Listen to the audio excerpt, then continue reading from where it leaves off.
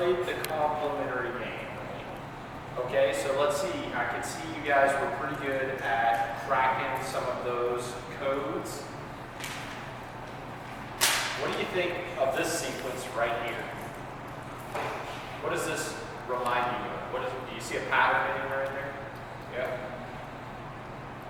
Binary is a pattern made out of ones and zeros, and digital devices can translate that binary like Google searches. Whatever you type in, it starts out in binary, and the computer can translate it, and can bring up search results. Wow, that's awesome. So do you happen? So you wouldn't happen to actually know what this sequence says here? Nope. So it's pretty complex to human, right? Yeah. You gave me an excellent definition for what binary code is. This is I picked this one. Each one of these rows here is a sequence that corresponds to a letter. This one, if you looked it up and did the translation on it like you were describing, this one would be an H, the lowercase letter H. A capital H is actually a different sequence. And so each one of these is a different letter. Do you notice that these two are the same sequence down here? You know, you see the same sequence down here because that's the same letter there. So it's H, E, L, L, O. Spells Hello. This is hello. I'm telling you guys hello, right? Cool. Okay. So the point of me showing you that is, computers, as you pointed out, they have the ability to actually translate that and do useful instructions for us, to actually do useful works. But to a human, we don't really see that. That's a little too complex for us, like almost mysterious in some ways, when we look at binary code like that.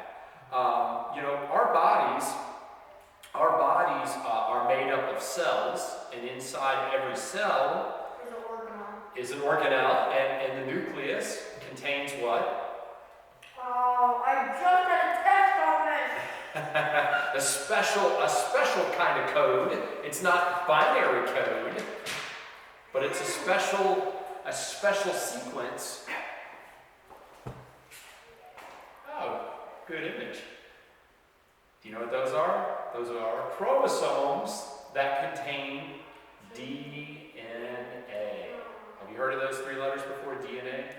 The sequence of nucleic acids that used to be a big deal when I was growing up. They were sequencing and mapping out the whole thing, like the actual whole thing is documented now. They've got that all documented. But that's not to say that they know that everybody has the same DNA. We're all a little different in that, but that sequence does exist. So have you heard of DNA before, you guys? Yeah? All right, so what kind of things do DNA, what does DNA do for us as humans? What is it? It basically builds our genetic material that makes up basically just us, like our mind, our personality.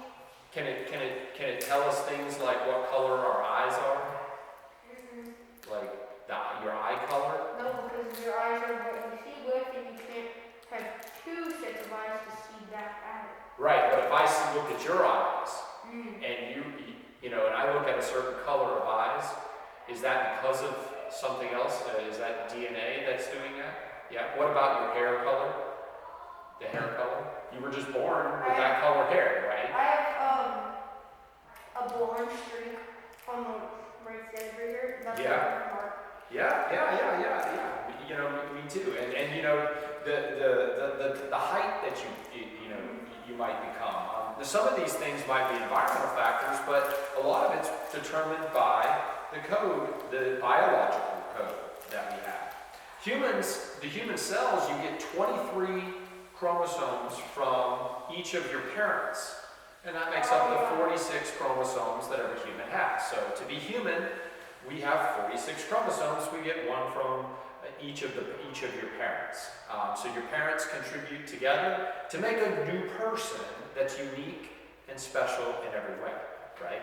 But this is something that we all have in common, is that? And sometimes you get things from your parents' parents, like your grandma or grandpa, because Hereditary. their parents. That's right. And it was passed down. That was passed down. What about your gender? Male, female. Do you get that? Is that in the genetic code as well? It is as well. So we get gender as well. I'm going to read for you guys from the Bible here a verse from Genesis, because this is kind of pretty cool as it relates here to the Bible. So this is from Genesis chapter 1, verse 27. So God created human beings, making them to be like himself. He created them male and female.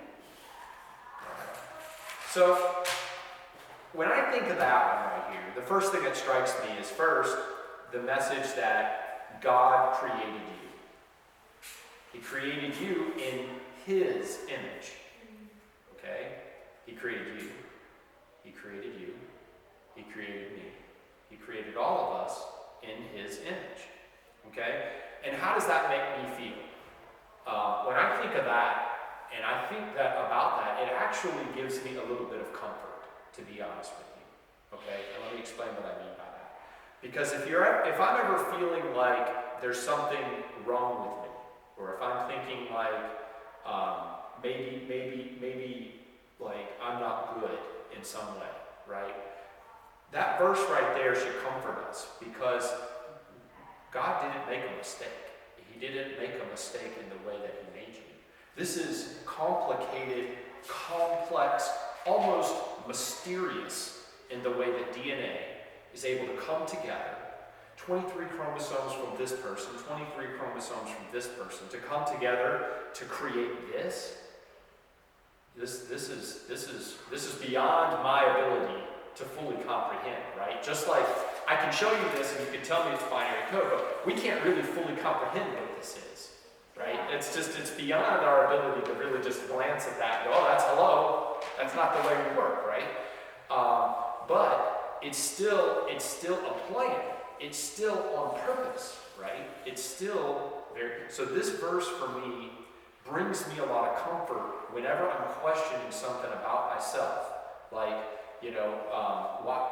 is this wrong? Am I bad?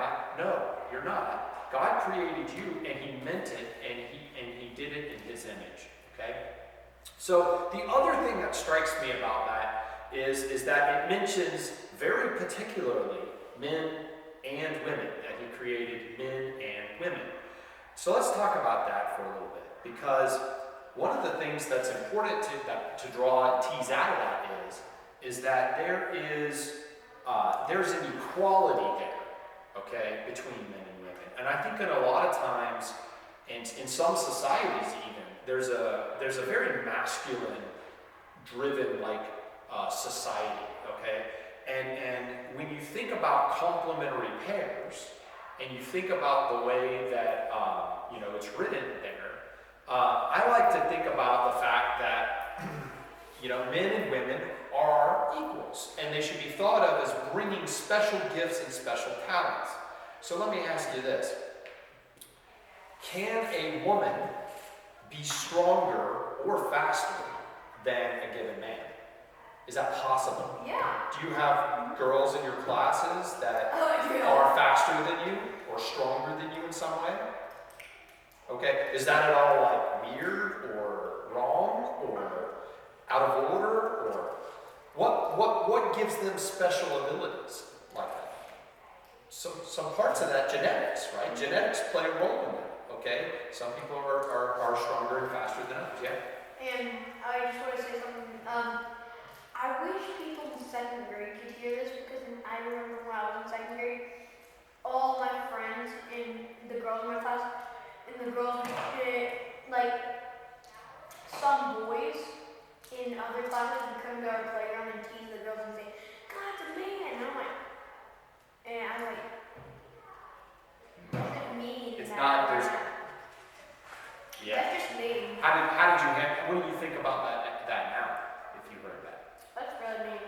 That's Yeah. like rude. Right. Because a divine creator, it's humans that give God, it's his it's really, to be honest with you, it's a problem of language. It's a problem, it's a limitation of human language and thought. We don't have a word in the English language that means, independent of that, right? Yeah, like, They doesn't make a lot of sense, right? They doesn't make a lot of sense. So we don't have a pronoun that really works well there. So I think just historically they've used his, and it's in the writings, and that's what we say. So unfortunately, when you think of God, you do get it. Now Jesus was a man, right? But there was still Mary and Definitely, but I just wanted to be clear. Jesus was definitely a man. As a person, he was born into that. But when you think of God, the Creator, the Father, I get why you say that. Now, to the point here about girls being faster maybe than boys, what about the other side of that? Sometimes, guys aren't supposed to be sensitive. We got to be tough, and maybe when we watch a movie or a show, a TV show, we can't cry, or something like that. Can a man be nurturing? Is it okay for a man to be nurturing? sometimes being tough in certain situations is bad. Right, but I mean, there's people that are just different, right? They're built different. They're complementary in different ways. Not everybody's the same. Just because you're a man, you can be still nurturing. And just because you're a woman, you can still be have fantastic athletic abilities. Okay, I work out at a gym in Gulfport. I work out at a CrossFit gym. And let me tell you something. There's some females in that gym that can definitely uplift me. And that doesn't make me feel any less of a man, and it doesn't make them any less of a woman. Okay? They are just really talented, and they can just do that. They might have got They've worked hard, and they've got genetics that give them the ability to be able to build muscle mass in a way that I can't. Or if someone says you only got your speed from your dad, they might have got their speed from their mom. You never know. That's right. So with this, I think to myself, how just because you're a man, just because you're a woman, how they're so similar though, how they're actually so similar. But we do need to kind of make sure that one thing is clear. They're not identical. Okay, and here's a question, right? And it might sound like a silly question at first, but let me just make sure we say it. Can a man give birth to a baby? Nope. No, men can't do that. Okay, so although we're made and created by God, and God did create him, he made us in a way that was complementary for a purpose. There's a grand design here and the purpose. Men can't have babies, okay? As much as a man might be a nurturing person, they lack the genetics and they lack the body systems to be able to do that, right? That's not to say every woman needs to have, to be a woman you have to have a baby. I'm not saying that. What I am saying though is that there are differences, even if there are similarities where we cross paths. Now this thing's pretty complex, right? And it's a little bit mysterious to us. God created this design. He created all the animals on the earth. He created us. It was what I read from you is from Genesis. What I want to read now, though, is a little different. This is from Luke, because this is Luke chapter 12, verse 7. Okay, because when I think about the fact that yes, we have some similarities, but then there's also these differences, and I think about God. You start to have some questions about yourself, about your grand purpose. And here's from Luke chapter 12, verse 7. Even the hairs of your head have all been counted. So do not be afraid. You are worth much more than many sparrows. A sparrow is a bird. Worth more than many. He counted all even the hairs of your head have all been counted. I don't think that's meant to be an exaggeration, right? I think it's meant to be taken to this point. You don't have to be afraid if you don't know what grand design God has for you later. Okay? It's okay. You don't have to be afraid. God's counted every hair. It's on purpose. You're built for a purpose. You're built for a complementary purpose where your skills and your unique talents are going to be used in this world for His will, right? And as long as you stay in focus with that, you'll figure out the path. You'll figure out the right way. If you're ever feeling a little bit confused or feeling a little bit like there's something about me that's not good, go back and think about that, okay?